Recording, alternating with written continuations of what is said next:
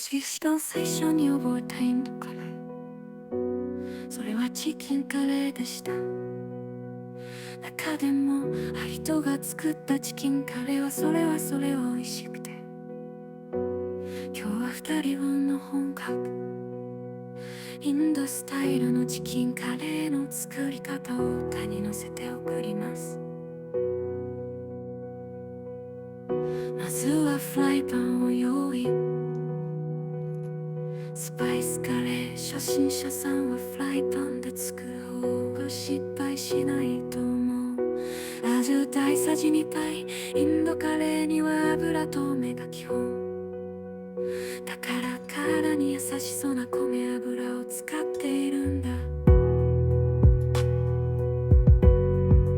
油が固まったら大きいホールスパイスから順に入れていくよ。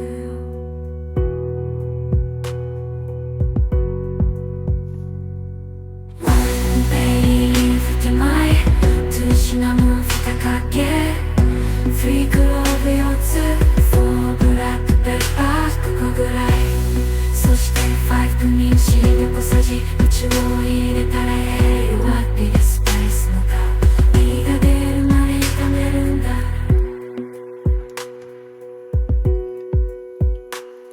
なぜなら炒め時間がかかりすぎるから。使用する玉ねぎをみじん切りして炒めます。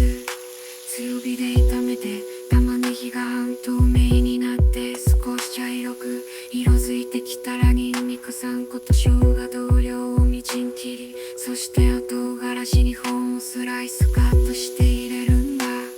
もう少し炒めてね。炒め加減の味かより見た目で判断、それが一番で、経験値がたまると炒め玉ねぎとも簡単になるため、自分を信じてしっかり炒められたら、ここでパウダースパイスの出番。まずはターメリックパウダー小さじ1のターメリックパウダーは多く入りすぎないように気をつけて、味が変わっちゃうからね。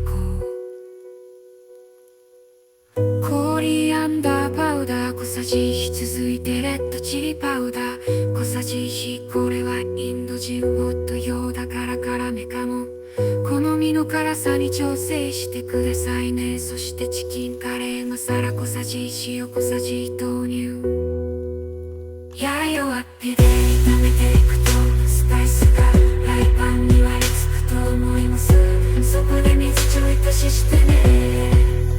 それを3回繰り返すと全体がひとまとまりになってくるので、次にトマト缶大さじ4を加える。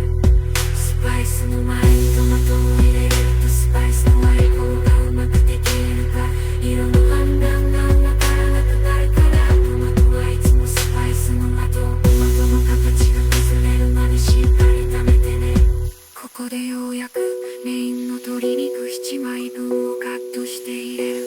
インドでは鶏肉の皮を食べるって習慣がないようだよ。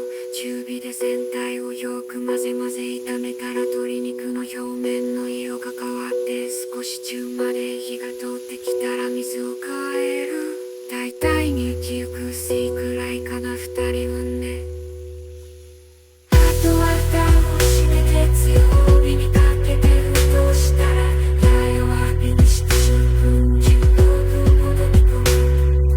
あともう少し垂れ込んで、時間は自由な時間はないものしようかな。もしくはベランダの植物でもめでようかな。最後にカスイメティーを小さじ1で揉んで入れると美味しくなるんだ。魔法のような爽やかで美味しくなる隠しスパイスのような存在。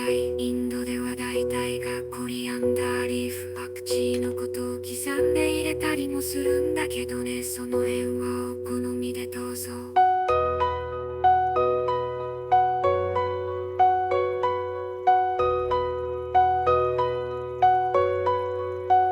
さらに10分煮込んだら味見をして、味が薄いなと思ったら塩を足す。そう、スパイスカレーの味が決まらない問題は大体が塩で解決。